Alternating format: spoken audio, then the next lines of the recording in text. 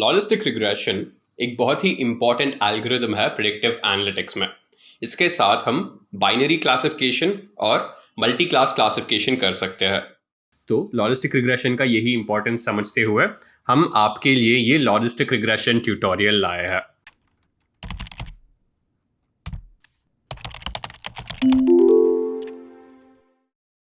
Video को start करने से पहले मैं आपको ग्रेट लर्निंग एकेडमी के बारे में बताना चाहूंगा, जो कि ग्रेट लर्निंग का एक फ्री इनिशिएटिव है।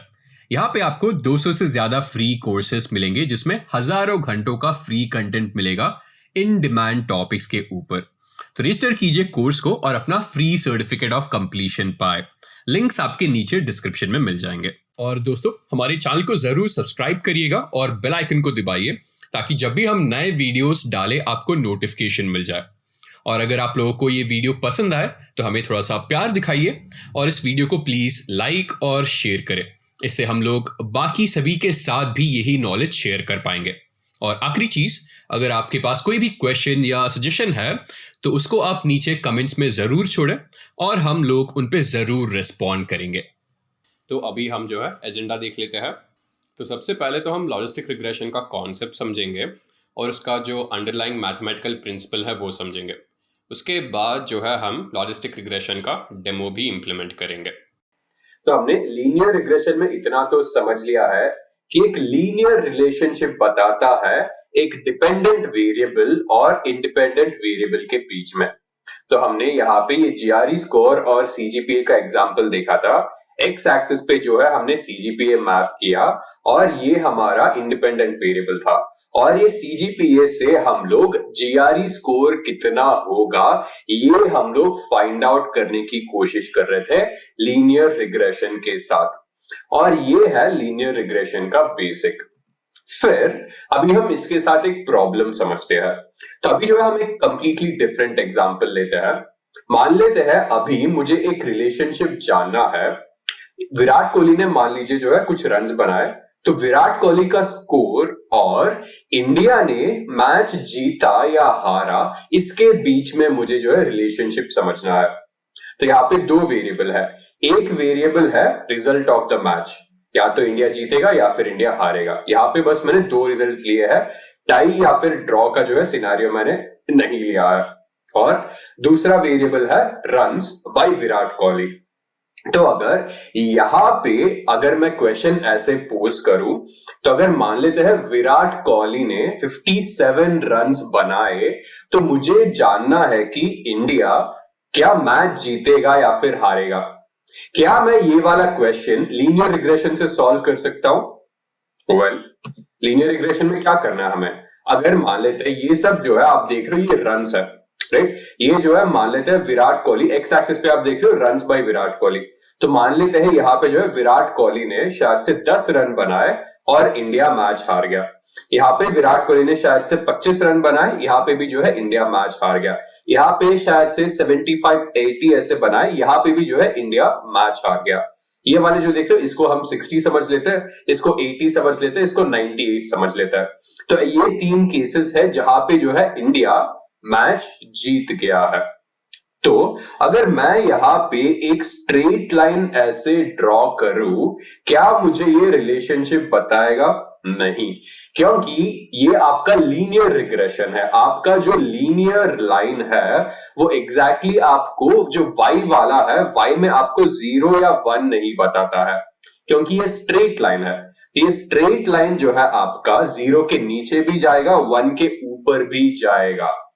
तो अगर मैं यहां पे मान के चलो, अगर विराट कोहली मान लेते हैं अगर 150 रन बनाता है, तो अगर इस लाइन को मैं और ऊपर एक्सटेंड करूं तो ये वैल्यू जो है शायद से 3 या 4 हो जाएगा। बट विन का वैल्यू 3 या 4 नहीं हो सकता। विन का वैल्यू जो है 1 है, लॉस का वैल्यू 0 है। वाई में जो है मेरे पास बस दो ही वैल्यू हो सकते हैं, या तो 1 या तो 0, और बीच में जो है वो 0 पॉइंट समथिंग वाले रेंज है। तो ऐसे सिचुएशंस के लिए जो है मैं लीनियर रिग्रेशन यूज नहीं कर सकता। और यहाँ पे आप देख रहे हो हम क्या कर रहे हैं, एक्चुअली हम क्लासिफिकेशन कर रहे हैं।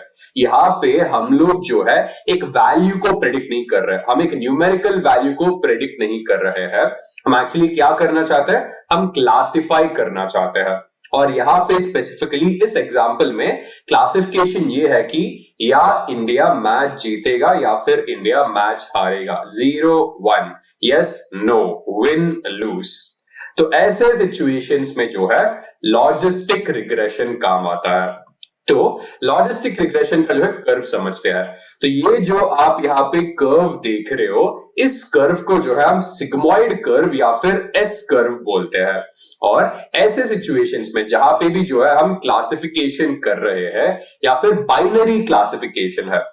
बाइनरी क्लासिफिकेशन मतलब जहां पे आपके पास जो है बस दो ही कैटेगरी है, 0-1, यस नो, विन लॉस। तो ऐसे सिचुएशंस में जो है हम एक सिग्मॉइड कर्व बना सकते हैं। तो आप देख रहे हो यहाँ पे जो है हमारे पास 3 स्कोर्स है, ऊपर भी 3 स्कोर्स है, बट रिजल्ट में जो है आपका 1 या 0 ही हो सकता है। तो मैंने यहाँ पे लॉजिस्टिक रिग्रेशन यूज करके एक सिग्मॉइड कर्व बनाया है। तो सिग्मॉइड कर्व जो है आपका स्ट्रेट लाइन नहीं होता, ये एस वाले शेप में होता है।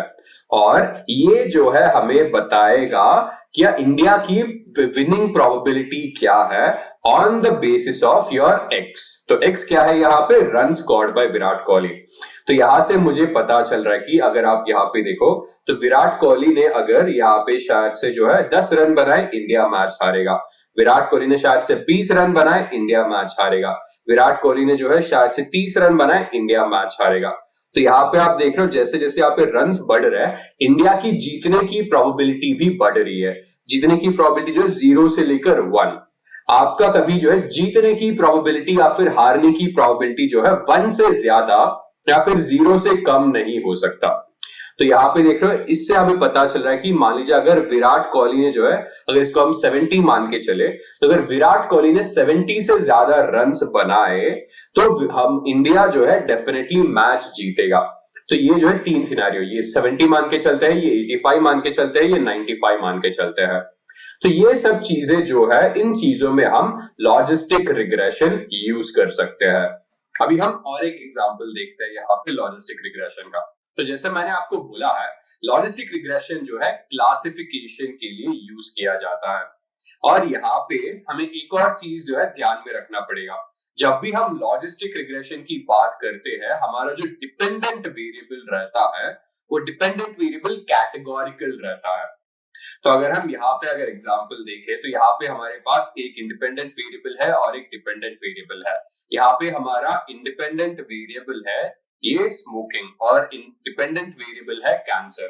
तो मैं जानना चाहता हूं अगर स्मोकिंग का और कैंसर का क्या रिलेशनशिप है। तो मान लेते हैं ये सर्वे जो है किसी हॉस्पिटल में किया गया है और यहाँ पे जो है जो भी लोग स्मोक करते हैं उनका एक कॉलम है और जिनका भी जो है कैंसर है उनका भी एक कॉलम है। तो मैं इस वैल्यू से जानना चाहता हूं, तो अगर कोई बंदा स्मोक करता है या फिर नहीं करता है, उस बेसिस पे मैं जानना चाहता हूं उस बंदे को कैंसर है कि नहीं है। और यहाँ पे देख रहे हो क्योंकि ये मेरा डिपेंडेंट वेरिएबल है, ये डिपेंडेंट वेरिएबल जो है कैटेगोरिकल है नेचर में। यहाँ पे बस दो ही कैटेगरीज मिलेंगे, वो है यस या नो। और ऐसे सिचुएशन में भी जो है हम लॉजिस्टिक रिग्रेशन यूज कर सकते हैं। तो हमने लॉजिस्टिक रिग्रेशन का बेसिक फंडामेंटल तो जान लिया है। अभी हम सिग्मॉइड कर्व का जो है ये इक्वेशन देखते हैं। तो आपने जो एस कर्व देखा था, वो एस कर्व का जो है फॉर्मूला ये होता है e power x upon 1 plus e power x। जैसे आपका लीनियर रिग्रेशन का फॉर्मूला होता है y is equal to mx plus c, उसी तरह से लॉजिस्टिक रिग्रेशन का जो है ये फॉर्मूला रहता है e power x upon 1 plus e power x। तो मैं आपको जो है इस लॉजिस्टिक रिग्रेशन का या फिर सिग्मॉइड कर्व का एक एग्जांपल देता हूं एक्सेल शीट में। तो यहाँ पे जो है मैंने अपना एक्सेल शीट खोल दिया है। मैं यहाँ पे क्या करना चाहता हूँ, मैं सबसे पहले तो कुछ वैल्यूज यहाँ पे रैंडमली लिस्ट डाउन कर दूंगा। मैं यहाँ पे शायद से -10 से लेकर जो है 10 तक वैल्यूज यहाँ पे लिस्ट कर देता हूँ। यहाँ पे इज इक्वल टू -10 देता हूँ और यहाँ पे इज इक्वल टू यहाँ पे A1 प्लस 1 कर देता हूँ। ये -9 हो गया है, इसको मैं नीचे तक जो है ड्रैग कर लेता हूँ। तो यहाँ पे देख रहे हो मेरे पास वैल्यूज आ गए -10 से लेकर 10 तक। और अभी मैं इन सभी वैल्यूज पे जो है अपना सिग्मॉइड कर्व एस्टैब्लिश करना चाहता हूं। तो सिग्मॉइड कर्व का फॉर्मूला क्या है? इक्वल टू वाला सिंबल दे देता हूं यहाँ पे, exponent of e power x। तो e पावर यहाँ पे वैल्यू क्या है मेरा? a1। तो exponent of a1 divided by, यहाँ पे मैं ब्रैकेट्स में जो है 1 प्लस एक्सपोनेंट, यहाँ पे जो है मैं फिर से इसको लिख देता हूँ फॉर्मूला को अच्छे से, ये हो जाएगा 1 प्लस एक्सपोनेंट ऑफ फिर से जो है यहाँ पे a1 हो जाएगा। तो ये हमारा फॉर्मूला है e power x upon 1 plus e power x जो है, ये हमारा फॉर्मूला हमने सेट कर दिया, यस कर देते हैं। और यहाँ पे जो है मैंने इस वैल्यू पे अपना सिग्मॉइड कर्व एस्टैब्लिश कर दिया है। मुझे ये सिग्मॉइड कर्व सभी वैल्यूज के लिए जो है यहाँ पे वही इंप्लीमेंट करना है, और मैंने कर दिया है। फिर इसके बाद मुझे क्या करना है? मुझे एक सिग्मॉइड कर्व बनाना है। तो यहाँ पे जो है मेरे पास एक लाइन का ऑप्शन होगा, ये देख रहे हो, यहाँ पे जो है इंसर्ट लाइन और एरिया चार्ट, और बस यहाँ पे 2D लाइन। तो आप देख रहे हो मैंने जो है एक सिग्मॉइड कर्व बना दिया है इन सभी पॉइंट्स पे। यहाँ पे तो एक्स एक्सिस पे देख रहे हो आपके जो है ये सभी पॉइंट्स है, और वाई में आपका जो रिजल्ट है आपका जो है 0 और 1, राइट? आपके जो है दो पॉसिबल वैल्यू 0 और 1, बाकी जो है आपका पूरा प्रोबेबिलिटी होगा। तो मान लेते हैं अगर x का जो वैल्यू है, x का वैल्यू अगर 11 हुआ, तो ये y का प्रोबेबिलिटी जो है 0.57 ऐसे कुछ होगा। इसी तरह से जो है अगर x का वैल्यू जो है 13 हो गया, फिर यहाँ पे जो है y का वैल्यू जो है या फिर y का प्रोबेबिलिटी 0.9 के आसपास होगा। तो इस तरह से जो है हम लॉजिस्टिक रिग्रेशन से काम कर सकते हैं। अभी हम लॉजिस्टिक रिग्रेशन को पाइथन के साथ इंप्लीमेंट करेंगे। तो हम यहाँ पे क्रेडिट रिस्क एनालिसिस करने वाले हैं। मतलब हमारे पास एक डेटा सेट है जो कि एक फिनेंशियल डेटा सेट है, वहां पे हम लोग जो है लॉजिस्टिक रिग्रेशन के साथ ये क्रेडिट रिस्क एनालिसिस करने वाले हैं। तो सबसे पहले तो हमें जो भी रिक्वायर्ड लाइब्रेरीज है उनको इंपोर्ट करना पड़ेगा। तो मैं यहाँ पे numpy को इंपोर्ट कर रहा हूँ सबसे पहले। तो numpy जो है न्यूमेरिकल कंप्यूटिंग के लिए यूज किया जाता है, और उसको मैं इंपोर्ट कर रहा हूँ, और उसको मैंने यहाँ पे एलियास दे दिया है np। फिर मैं मैटप्लॉटलिब इंपोर्ट कर रहा हूँ, और मैटप्लॉटलिब में एक सब मॉड्यूल है जिसका नाम है pyplot, और उसको मैं इंपोर्ट कर रहा हूँ इस एलियास से plt। फिर मुझे डेटा व्रैंगलिंग के लिए भी एक लाइब्रेरी की जरूरत पड़ेगी, इसलिए मैं यहाँ पे pandas को इंपोर्ट कर रहा हूँ, और यहाँ पे मैंने लिख दिया है import pandas as pd। फिर मेरे पास और एक विजुअलाइजेशन के लिए लाइब्रेरी है जो कि seaborn है। तो seaborn को आप एक एडवांस विजुअलाइजेशन लाइब्रेरी समझ सकते हो, और ये seaborn जो है मैटप्लॉटलिब के ऊपर ही बना हुआ है। तो अगर हमें seaborn के साथ काम करना है तो हमें मैटप्लॉटलिब की जरूरत भी पड़ेगी। तो यहाँ पे हमने seaborn इंपोर्ट कर लिया है, और क्योंकि हमें लॉजिस्टिक रिग्रेशन इंप्लीमेंट करना है, हमें एक जो है ML एल्गोरिथम इंप्लीमेंट करने के लिए एक लाइब्रेरी की जरूरत पड़ेगी, और वो यहाँ पे sklearn है। तो मैं यहाँ पे जो है रन कर देता हूँ और वेट करता हूँ ये सब लाइब्रेरीज के इंपोर्ट होने के। तो ये सब लाइब्रेरीज इंपोर्ट होने में जो है थोड़ा सा टाइम लग जाएगा। तब तक हम जो है हमारा यहाँ पे CSV फाइल भी इंपोर्ट कर लेंगे। तो मेरे CSV फाइल का नाम है default.csv, और अगर मुझे कोई भी अगर CSV फाइल इंपोर्ट करना है तो मुझे जो है read_csv की जरूरत पड़ेगी। तो ये read_csv मेथड pandas लाइब्रेरी में प्रेजेंट होता है। तो मैं इसको यूज करके जो है इस वाले फाइल को लोड कर रहा हूँ, और इसको मैं डिफॉल्ट ऑब्जेक्ट में स्टोर कर रहा हूँ यहाँ पे। और फिर मैं इसके जो है पहले 5 रिकॉर्ड्स देखना चाहता हूँ। तो अगर मैं इनके पहले 5 रिकॉर्ड्स देखना चाहता हूँ तो मैं हेड मेथड यूज कर सकता हूँ, और मैं यहाँ पे रन पे क्लिक कर रहा हूँ। तो आप देख रहे हो ये सब कॉलम्स प्रेजेंट है मेरे पास, डिफॉल्ट, स्टूडेंट, बैलेंस और इनकम। तो इन कॉलम्स के बारे में थोड़ा सा समझ लेते हैं। तो सबसे पहले हमारे पास डिफॉल्ट कॉलम है, और ये डिफॉल्ट कॉलम से हमें पता चलता है कि अगर ये बंदा जो है अपना लोन रीपे कर पाएगा या फिर नहीं। तो यहाँ पे नो का मतलब है कि ये डिफॉल्टर नहीं है, अगर यस का मतलब है कि ये डिफॉल्टर होगा। तो जहां पे भी यहाँ पे नो है इसका मतलब है कि अपना लोन जो है रीपे कर लेगा। अगर यहाँ पे यस है कहीं पे, इसका मतलब है कि वो अपना लोन जो है रीपे नहीं कर पाएगा। फिर हमारे पास ये स्टूडेंट कॉलम है, ये बस हमें बताएगा कि ये बंदा जो है स्टूडेंट है कि नहीं है। तो नो मतलब नॉट अ स्टूडेंट, यस मतलब ये स्टूडेंट है। फिर हमारे पास ये दोनों कॉलम है, एक है आउटस्टैंडिंग बैलेंस का, दूसरा है इनकम। तो आउटस्टैंडिंग बैलेंस मतलब हर महीने जो है और कितना आउटस्टैंडिंग बैलेंस बच गया है, और यहाँ पे इस बंदे का इनकम मुझे दिख रहा है।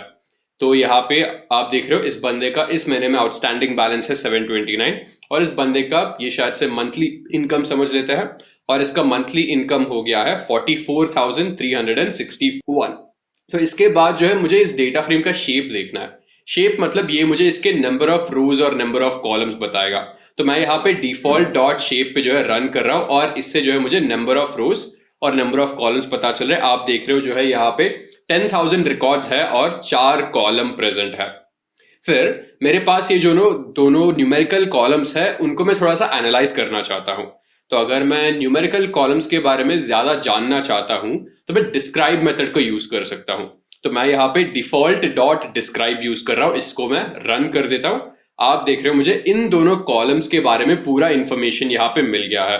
तो अगर मुझे जानना है कि ये पूरे डेटा फ्रेम में मिनिमम आउटस्टैंडिंग बैलेंस क्या है, आपको जो यहाँ पे 0 दिख रहा है, मतलब ऐसे काफी लोग हैं जिनका आउटस्टैंडिंग बैलेंस कुछ है ही नहीं। इसी तरह से मुझे जानना है कि इस पूरे डेटा फ्रेम में मैक्सिमम आउटस्टैंडिंग बैलेंस क्या है। तो यहाँ पे आपको दिख रहा है कि मैक्सिमम आउटस्टैंडिंग बैलेंस 2654। तो ये पूरे 10,000 जो बोरोवर्स है उसमें एक ऐसा बोरोवर है जिसका जो है ये आउटस्टैंडिंग बैलेंस 2654 है। इसी तरह से हम इनकम का भी जो है थोड़ा बहुत एनालाइज कर लेते हैं। अगर मुझे ये पूरे 10,000 बोरोवर्स का मुझे एवरेज सैलरी देखना है तो मैं यहाँ पे देख सकता हूँ। आप देख रहे हो ये 10,000 बोरोवर्स का एवरेज सैलरी 33,516 है। और अगर मुझे मिनिमम देखना है तो आपको मिनिमम इनकम यहाँ पे दिखेगा जो कि है 771, और मैक्सिमम इनकम भी यहाँ पे दिख जाएगा जो कि है 73,554। तो इस तरह से जो है हमने दोनों न्यूमेरिकल कॉलम्स को थोड़ा बहुत एनालाइज कर लिया है। इसके बाद हम ये न्यूमेरिकल कॉलम्स जो है उनका बॉक्स प्लॉट बनाएंगे। तो बॉक्स प्लॉट हमें 5 नंबर समरी देता है। तो यहाँ पे 5 नंबर समरी क्या हो जाएगा, minimum value, maximum value, 25 percentile, 50 percentile और 70 परसेंटाइल। तो मुझे अगर ये जो है 1 2 3 4 5, अगर इन ये 5 वैल्यूज को अगर मुझे पिक्टोरियली देखना है तो मैं बॉक्स प्लॉट बना सकता हूं। और मैं अभी 2 बॉक्स प्लॉट बनाऊंगा। एक बॉक्स प्लॉट हो जाएगा बैलेंस कॉलम के लिए, दूसरा बॉक्स प्लॉट हो जाएगा इनकम कॉलम के लिए। और यहाँ पे देख रहे हो सबसे पहले तो मैं फिगर का साइज यहाँ पे सेट कर रहा हूँ। Fig size is equal to 15,5। तो ये फिगर का लेंथ हो गया है 15 और फिगर का जो है ब्रेथ हो गया है 5। और मैं यहाँ पे सब प्लॉट भी यूज कर रहा हूँ। तो मुझे एक ही जो प्लॉट का साइज है, मतलब एक पूरा आप ग्राफ समझ लीजिए या फिर एक पूरा फ्रेम समझ लीजिए, उस पूरे फ्रेम में जो है मुझे 2 प्लॉट बनाने हैं। तो अगर मुझे एक पूरे फ्रेम में 2 प्लॉट बनाने हैं उसके लिए मैं सब प्लॉट का मेथड यूज कर सकता हूँ। आप यहाँ पे ये वैल्यूज देख रहे हो 1 2 1।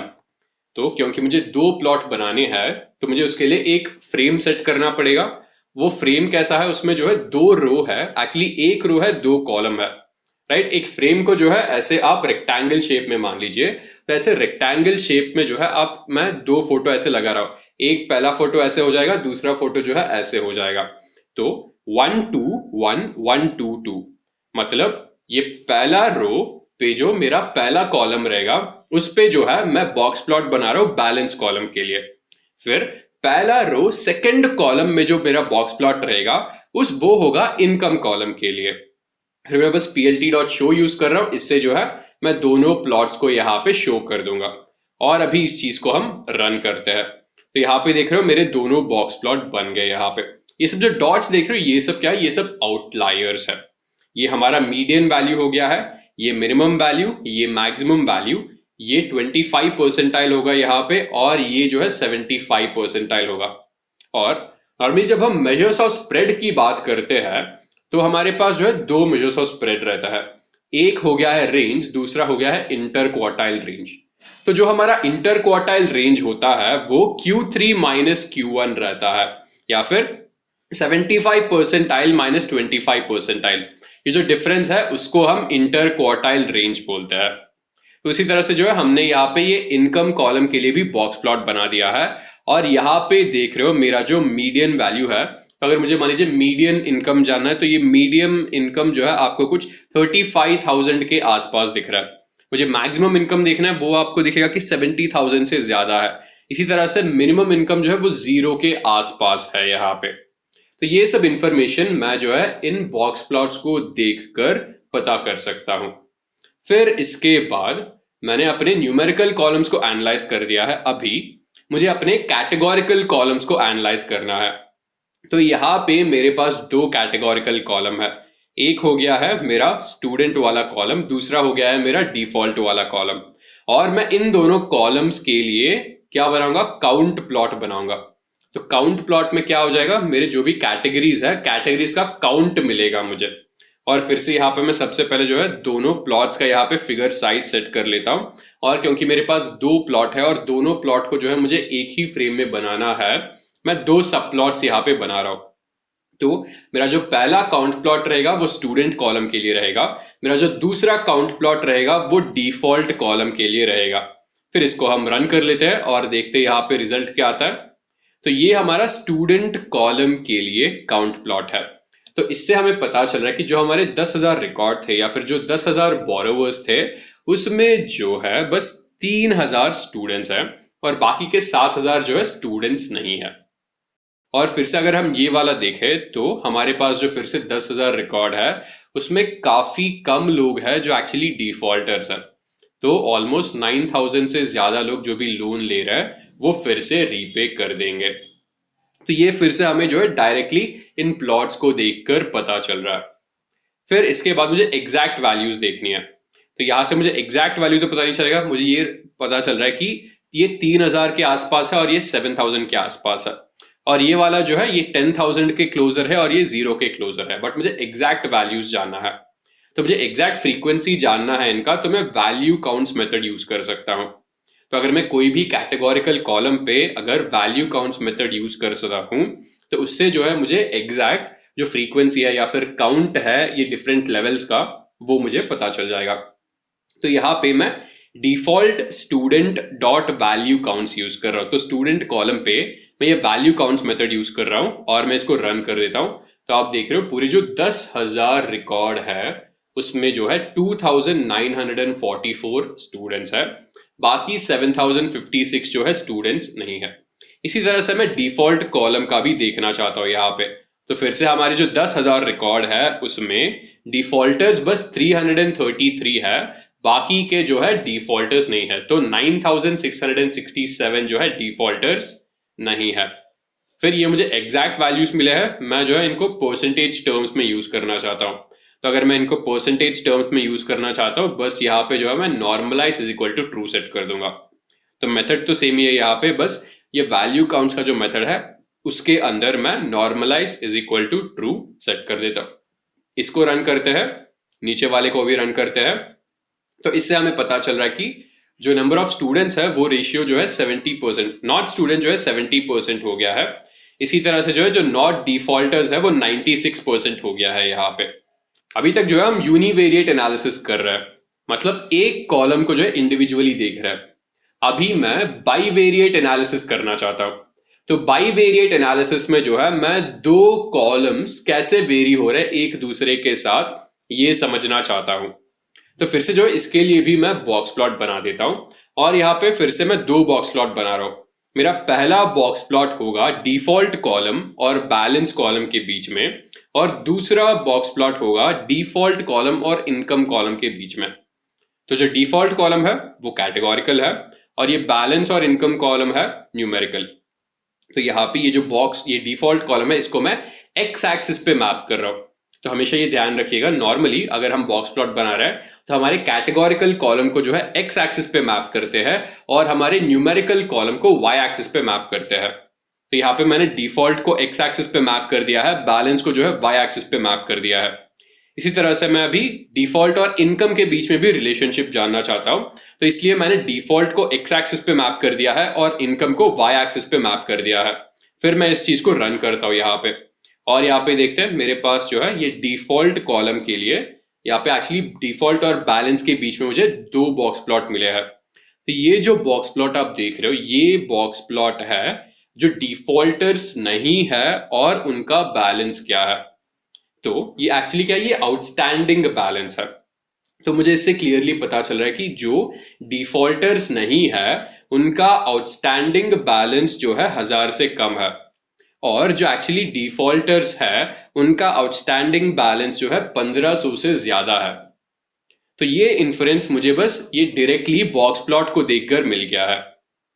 फिर से मैं ये बॉक्स प्लॉट जो है डिफॉल्ट और इनकम कॉलम के बीच में बनाना चाहता हूं।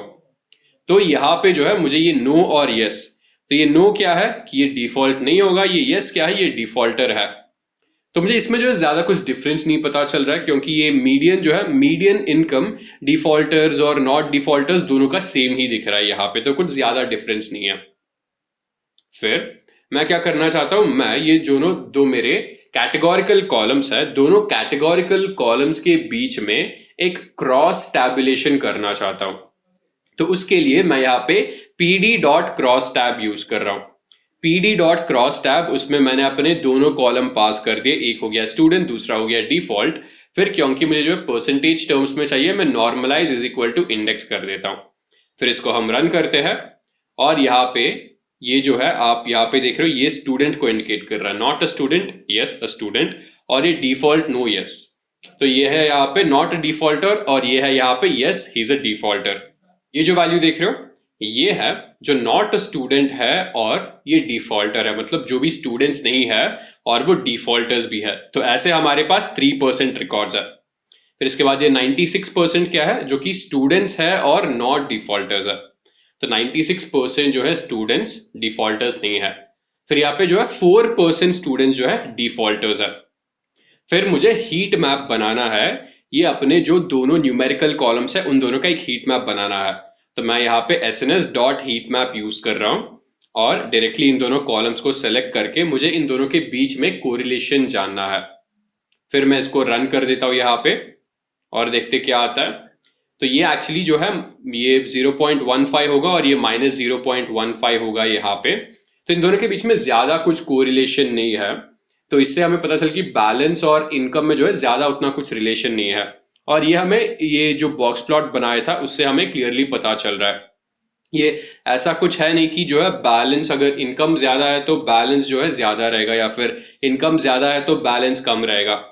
ऐसा डायरेक्ट कुछ कोरिलेशन हमें पता नहीं चल रहा है, और वही चीज जो है हमें ये हीट मैप से भी यहाँ पे पता चल रहा है। फिर इसके बाद मैं थोड़ा सा जो है अपने डेटा सेट को समझना चाहता हूँ। मैं देखना चाहता हूँ कितने जो है नल वैल्यूज है यहाँ पे। तो यहाँ पे default dot is null dot sum use कर रहा हूँ, इसको मैं रन कर देता हूँ, और आप देख रहे हो जो 4 कॉलम है, चारों कॉलम में एक भी नल वैल्यू नहीं है। तो डिफॉल्ट 0, स्टूडेंट 0, बैलेंस 0, इनकम 0, तो एक भी नल वैल्यू प्रेजेंट नहीं है मेरे पास। फिर मैंने आपको इंटर क्वार्टाइल रेंज के बारे में बताया था। तो यहाँ पे हमारे पास आउटलायर्स है, तो जब भी हम मॉडल बिल्ड करना चाहेंगे तो आउटलायर्स को जो है हटाना पड़ेगा। तो इसलिए जो है मैं क्या करूंगा, मैं अपने आउटलायर्स को हटा के मैं बस अपना इंटर क्वार्टाइल रेंज तक या फिर मैक्सिमम वैल्यू तक रखूंगा यहाँ पे। तो सबसे पहले मैं ये जानना चाहूंगा ये आउटलायर का वैल्यू एग्जैक्टली क्या रहेगा, और कितना डिस्टेंस है, कितने डिस्टेंस के बाद जो है आपका एक वैल्यू आउटलायर बन जाता है। और इसका होगा, तो ये जो ऊपर है ये Q3 बोलते हैं हम। तो Q3 से जो है इतना, ये डिस्टेंस क्या है, ये इंटर क्वार्टाइल रेंज है। तो Q3 plus 1.5 times of inter quartile range. तो अगर इस वैल्यू को, ये जो डिस्टेंस है, इसको मैं 1.5 टाइम से मल्टीप्लाई कर दूं, तो यहां से लेकर यहां तक जो है वो वाला वैल्यू रहेगा। फिर से इसी तरह ये जो है यहां से मैं जो है फिर यहाँ पे नीचे आके इंटर क्वार्टाइल रेंज को 1.5 से मल्टीप्लाई कर दूं, तो यहाँ पे मिलेगा मुझे। तो ये ही जो है मैं यहाँ पे कैलकुलेट कर रहा हूं। तो मुझे सबसे पहले तो इसके लिए Q1 और Q3 कैलकुलेट करना पड़ेगा। तो ये जो है मेरा बैलेंस वाला कॉलम है, तो बैलेंस वाले कॉलम के लिए मैं Q1 और Q3, Q1 क्या है 25 परसेंटाइल, Q3 है 75 परसेंटाइल, मैं इन दोनों को कैलकुलेट कर रहा हूं और यहाँ पे Q1 और Q3 में स्टोर कर रहा हूं। फिर अगर मुझे इंटरक्वार्टाइल रेंज जानना है तो मुझे Q3 माइनस Q1 करना पड़ेगा। और जैसे मैंने आपको बताया लोअर लिमिट क्या है, लोअर लिमिट है आपका Q1 minus of 1.5 times of IQR, और आपका अपर लिमिट हो जाएगा Q3 plus of 1.5 times of IQR। तो इस तरह से मैंने अपर लिमिट और लोअर लिमिट भी कैलकुलेट कर दिया है। फिर मैं एक बार अपर लिमिट का वैल्यू देख लेता हूं। तो आप ये देख रहे हो अपर लिमिट का वैल्यू है 2193।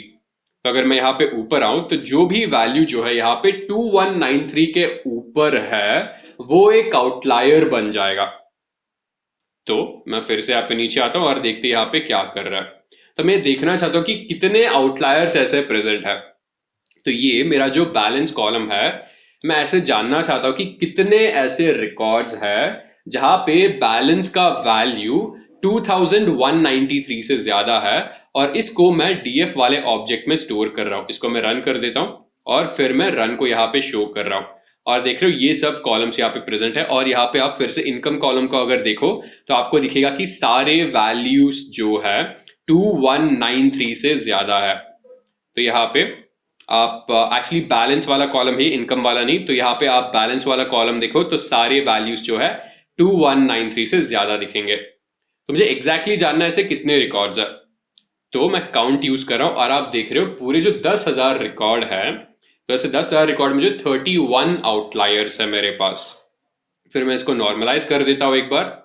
तो नॉर्मलाइज, और मुझे इससे क्या पता चल रहा है कि ये जो 31 रिकॉर्ड्स है, ये 31 रिकॉर्ड्स में एक्चुअली ये मुझे क्या पता चला, ये डिफॉल्टर यस डिफॉल्टर नो। तो ये सभी जो आउटलायर्स है, आउटलायर्स में मुझे ज्यादा डिफॉल्टर दिख रहा है। तो 31 रिकॉर्ड्स में जो है 83% डिफॉल्टर्स होंगे, 16% डिफॉल्टर्स नहीं होंगे। फिर से मुझे एग्जैक्ट वैल्यू देखना है, तो मैं यहाँ पे सिर्फ वैल्यू काउंट्स यूज कर रहा हूँ और normalize is equal to true हटा दे रहा हूं मैं यहाँ से। तो जो 31 आउटलायर्स है उनमें से जो है 26 डिफॉल्टर्स रहेंगे, बस 5 जो है डिफॉल्टर्स नहीं रहेंगे। मैं ऊपर आता हूं, अगर वही मैं अपने ओरिजिनल डेटा फ्रेम से कंपेयर करूं तो ओरिजिनल डेटा फ्रेम में जो है पूरे जो 10,000 रिकॉर्ड है, 10,000 रिकॉर्ड में से बस 333 डिफॉल्टर्स है। लेकिन मैं बस अपने आउटलायर्स में देखूं तो आउटलायर्स में जो है मेरे डिफॉल्टर्स का परसेंटेज बहुत ही ज्यादा है। तो आउटलायर्स में 31 जो आउटलायर्स है या फिर 31 ये जो बोरोवर्स है, उसमें से 26 बोरोवर्स जो है डिफॉल्टर्स रहेंगे। तो क्योंकि ये सिचुएशन है, मैं डायरेक्टली अपने आउटलायर्स को हटा नहीं सकता, इसलिए मैं क्या करूंगा, मेरा जो आउटलायर्स का वैल्यू होगा उनको मैक्सिमम वैल्यू के बराबर कर दूंगा।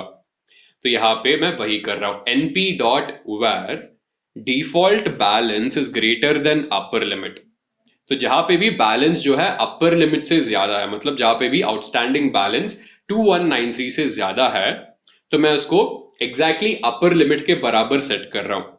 अगर वो अपर लिमिट से कम है तो जो वैल्यू है वही रख रहा हूं यहाँ पे। और यही चीज जो है मैं जहां पे भी चेंजेस होंगे उसको मैं डायरेक्टली डिफॉल्ट बैलेंस में स्टोर कर रहा हूं। इसको रन कर देता हूं।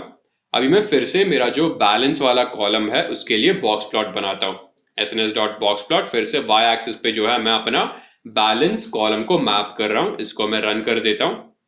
आप देख रहे हो यहाँ पे तो जो भी आउटलायर्स थे उन आउटलायर्स को हमने यहां से हटा दिया है।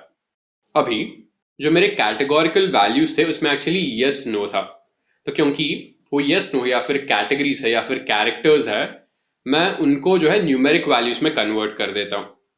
क्योंकि जब भी हम एल्गोरिथम्स अप्लाई कर रहे हैं, ये अच्छा होता है जब भी हमारे कैटेगोरिकल वैल्यूज को हम न्यूमेरिक में कन्वर्ट कर दे। तो यहाँ पे मैं क्या कर दूंगा, मेरे जो पांडास डेटा फ्रेम है उसमें एक मेथड है जिसका नाम है गेट डमीज।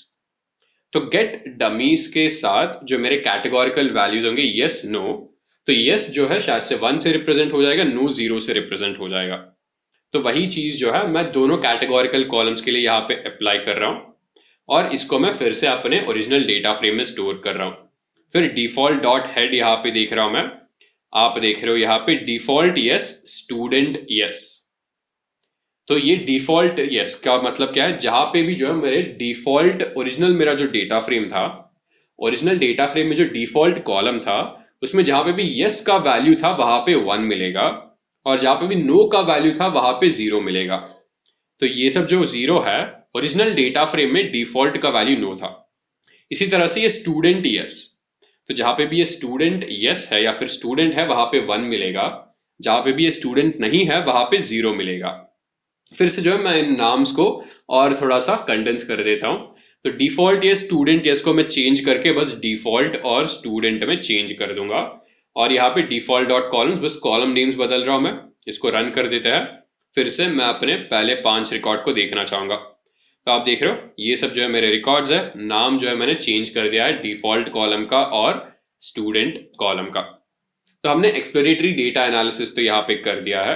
अभी टाइम है लॉजिस्टिक रिग्रेशन एल्गोरिदम अप्लाई करने का। तो अगर मुझे लॉजिस्टिक रिग्रेशन एल्गोरिदम अप्लाई करना है, उससे पहले तो मुझे अपने डेटा सेट को ट्रेन और टेस्ट में जो है डिवाइड करना है। तो मुझे अपने डेटा फ्रेम को ट्रेन और टेस्ट में डिवाइड करना है, उसके लिए मुझे sklearn चाहिए।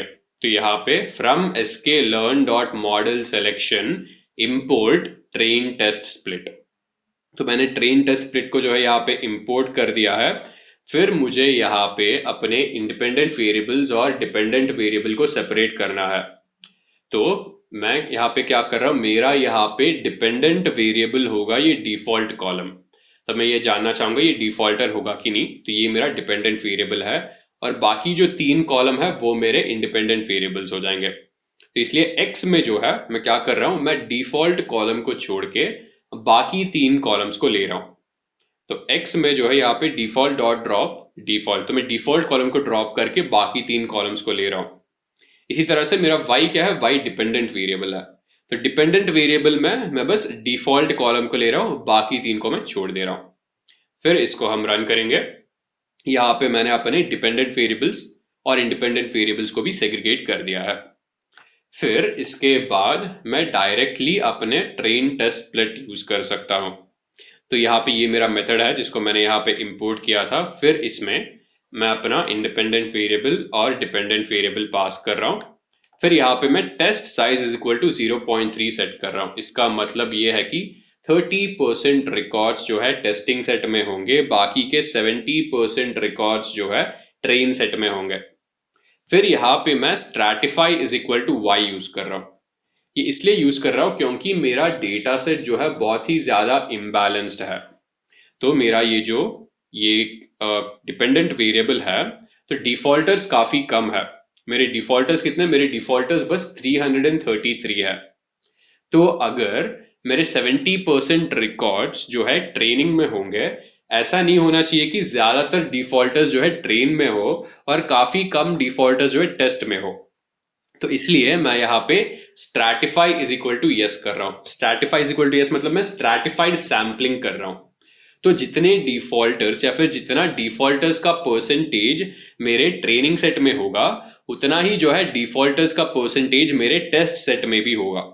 फिर इसको हम रन कर देंगे और यहाँ पे मैं इन दोनों का शेप देखना चाहूंगा, ट्रेनिंग सेट और टेस्टिंग सेट अपने इंडिपेंडेंट वेरिएबल्स का। यहाँ पे तो यहाँ पे देख रहे हो 7000 3000 3 3। तो यहाँ तक तो ठीक है। फिर मेरे ये जो डिपेंडेंट वेरिएबल है ये इंपॉर्टेंट है, इसको हम रन कर लेते हैं। आप देख रहे हो ये क्या है, ये मेरा ओरिजिनल ट्रेनिंग सेट है, ये टेस्टिंग सेट है और ये स्ट्रैटिफाइड है।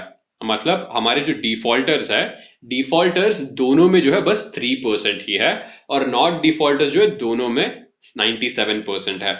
तो ऐसा नहीं है कि ट्रेनिंग सेट में ज्यादा डिफॉल्टर्स आ गए और टेस्ट सेट में जो है कम डिफॉल्टर्स आ गए, दोनों में हमने इक्वल ही सैंपल किया है। फिर इसके बाद क्योंकि ये एक्चुअली प्रॉब्लमैटिक है, जब भी हम मॉडल बिल्ड कर रहे हैं और अगर हम प्रेडिक्ट करना चाहते हैं, वो प्रिडिक्शन में जो है हमारा जो कैटेगरीज है वो इम्बैलेंस है या फिर लेवल्स इम्बैलेंस्ड है, तो ये प्रॉब्लमैटिक हो जाएगा। तो इसलिए जो है हम स्मोट यूज करते हैं। तो स्मोट का मतलब है synthetic minority over sampling technique. तो जब भी हमारे पास वैल्यूज कम होते हैं हम क्या कर सकते हैं, हम ओवर सैम्पलिंग कर सकते हैं। मतलब ये जो 3% है, 3% को हम बढ़ा सकते हैं, हम यहाँ पे डमी वैल्यूज ऐड कर सकते हैं। तो उसके लिए जो है सबसे पहले तो ये मेरे पास लाइब्रेरी है IMBlearn। तो IMBlearn से मैं ये स्मोट को इंपोर्ट कर रहा हूँ यहाँ पे। फिर स्मोट में जो है मेरे पास ये पैरामीटर्स है, ये यहाँ पे आप जो सैम्पलिंग स्ट्रैटेजी देख रहे हो, सैम्पलिंग स्ट्रैटेजी अगर ये आप यूज ना करे तो बाय डिफॉल्ट ये 0.5 रहेगा। मतलब ये क्या करेगा, आपके जो इम्बैलेंस डेटा है वो एग्जैक्टली इक्वल कर देगा। मतलब यहाँ पे अगर ये देखें तो आपके जो है एक्चुअली जो डिफॉल्टर्स नहीं है वो 97% है और जो डिफॉल्टर्स है वो 3% है। तो अगर हम स्मोट को डायरेक्टली यूज करें, ये क्या कर देगा, ये 50-50 के रेशियो में इनको डिवाइड कर देगा। बट यहाँ पे मैं क्या कर रहा हूँ, यहाँ पे मैं sampling strategy is equal to 75। तो 75% मतलब 3/4। तो 3/4 का मतलब क्या हुआ कि आपके हर जो ज्यादा कैटेगरी के वैल्यूज है, तो जो 4 होंगे, 4 के लिए हर आपको जो है 3 जो कम डेटा है वो आ जाएंगे। तो मतलब अगर हमारे पास जो है 4 यहाँ पे डिफॉल्टर्स होंगे, 4 यहाँ पे नॉन डिफॉल्टर्स होंगे, उनके लिए जो है ये 3 डिफॉल्टर्स को ऐड कर देगा, राइट। तो ये 3:4, 4 क्या है हमारे यहाँ पे नॉन डिफॉल्टर्स के लिए है, 3 हमारे डिफॉल्टर्स के लिए है। तो इससे जो है हमारी ये इतना ज्यादा इम्बैलेंस नहीं रहेगा, और इसको हम एसएम में स्टोर कर रहे हैं। फिर मुझे इसको फिट करना है, मुझे नए वैल्यूज चाहिए। तो एक्चुअली मेरे वैल्यूज यहाँ पे क्या थे, मेरे वैल्यूज थे यहाँ पे y train, y test, x train, x test. तो मेरा ये एक्चुअली जो ट्रेनिंग सेट है, ट्रेनिंग सेट को मुझे ये रीसैंपल करना है, मेरे ट्रेनिंग सेट को जो है मुझे ओवर सैंपल करना है यहाँ पे। तो इसलिए मैं sm.fit_sample इसमें x ट्रेन और y ट्रेन पास कर रहा हूं। तो x ट्रेन को चेंज करके मैं यहाँ पे x res बना दे रहा हूं, y ट्रेन को चेंज करके मैं यहाँ पे y res बना दे रहा हूं। तो ये दोनों जो है रीसैंपल हो गए, और इसमें इतना ज्यादा इम्बैलेंस नहीं रहेगा। फिर क्योंकि हमारे पास जो है हमारे इंडिपेंडेंट वेरिएबल्स और डिपेंडेंट वेरिएबल्स तैयार हो गए, फिर इसके बाद मैं अपना लॉजिस्टिक रिग्रेशन एल्गोरिदम अप्लाई कर सकता हूं। तो यहाँ पे आप देख रहे हो from sklearn.linear model import logistic regression। तो मैंने यहाँ पे लॉजिस्टिक रिग्रेशन को इंपोर्ट कर दिया है। फिर मैं इसका एक इंस्टेंस बना रहा हूँ, LR is equal to logistic regression. इसको मैं रन करता हूँ। फिर मेरा जो लॉजिस्टिक रिग्रेशन का इंस्टेंस है उसको मैं फिट कर रहा हूँ अपने ये क्या है ट्रेनिंग सेट पे। तो मेरा जो ट्रेनिंग सेट है वो एक्चुअली अभी एक्स रेस और वाई रेस है। तो मैं लॉजिस्टिक रिग्रेशन एल्गोरिथम को अपने ट्रेनिंग सेट पे फिट कर रहा हूं। फिर उसके बाद यहाँ पे ये शायद से मुझे जो है फिर से रन करना पड़ेगा, ये मैंने रन नहीं किया था। फिर हम ये सभी जो है फिर से एक बार रन कर लेंगे। तो हमने जो है लॉजिस्टिक रिग्रेशन एल्गोरिथम फिट कर दिया है अपने ट्रेनिंग सेट के ऊपर। फिर मैं वैल्यूज को प्रेडिक्ट करना चाहूंगा अपने टेस्ट सेट के ऊपर। तो यहाँ पे आपको lr.predict, और मैं प्रेडिक्ट किस पे कर रहा हूँ, x टेस्ट। x क्या है मेरा इंडिपेंडेंट वेरिएबल है, तो test set of independent variable मैं प्रेडिक्ट कर रहा हूँ, और मुझे यहाँ पे प्रेडिक्शन वैल्यूज y_pred में स्टोर कर रहा हूँ यहाँ पे। फिर मुझे क्या कैलकुलेट करना है, मुझे कंफ्यूजन मैट्रिक्स चाहिए। तो कंफ्यूजन मैट्रिक्स क्या एक्चुअली हम समझ लेते हैं। तो कंफ्यूजन मैट्रिक्स में हम यहाँ पे एक्चुअल वैल्यूज और प्रिडिक्टेड वैल्यूज पास कर रहा हूं मैं। एक्चुअल वैल्यूज प्रेजेंट है testing set of dependent variable, predicted values है ये y_pred में। इसको मैं रन कर देता हूं, ये मुझे कंफ्यूजन मैट्रिक्स मिल गया है यहाँ पे। तो इस कंफ्यूजन मैट्रिक्स में आपका जो ये लेफ्ट डायगोनल है, ये लेफ्ट डायगोनल आपको करेक्टली क्लासिफाइड वैल्यूज देगा, और ये राइट डायगोनल जो है वो इनकरेक्टली क्लासिफाइड वैल्यूज देगा। तो आपका जो एक्यूरेसी होगा मॉडल का वो होगा left diagonal upon all of the values. तो हम इस मॉडल का एक्यूरेसी एक बार फाइंड आउट कर लेते हैं। तो यहाँ पे ये हो जाएगा 2589 plus of 75 divided by 2589 plus 75 plus 311 plus 25, और इसको मैं रन कर रहा हूं, और हमें एक्यूरेसी मिली है 88.8%। तो हमने सक्सेसफुली हमारा जो है लॉजिस्टिक रिग्रेशन एल्गोरिथम इस पे अप्लाई कर लिया है, और हमें एक्यूरेसी मिला है 88.8%। इसी के साथ हम इस कोर्स के एंड में आ गए हैं। Thank you very much and have a great learning ahead. मैं आपको ग्रेट लर्निंग एकेडमी के बारे में बताना चाहूंगा, जो कि ग्रेट लर्निंग का एक फ्री इनिशिएटिव है। यहाँ पे आपको 200 से ज्यादा फ्री कोर्सेस मिलेंगे, जिसमें हजारों घंटों का फ्री कंटेंट मिलेगा इन डिमांड टॉपिक्स के ऊपर। तो रजिस्टर कीजिए कोर्स को और अपना फ्री सर्टिफिकेट ऑफ कंप्लीशन पाए। लिंक्स आपके नीचे डिस्क्रिप्शन में मिल जाएंगे। और दोस्तों, हमारे चैनल को जरूर सब्सक्राइब करिएगा और बेल आइकन को दबाइए, ताकि जब भी हम नए वीडियोस डालें आपको नोटिफिकेशन मिल जाए। और अगर आप लोगों को ये वीडियो पसंद आए तो हमें थोड़ा सा प्यार दिखाइए, और इस वीडियो को प्लीज लाइक और शेयर करें। इससे हम लोग बाकी सभी के साथ भी यही नॉलेज शेयर कर पाएंगे। और आखिरी चीज, अगर आपके पास कोई भी क्वेश्चन या सजेशन है तो उसको आप नीचे कमेंट्स में जरूर छोड़ें, और हम लोग उन पे जरूर रिस्पॉन्ड करेंगे।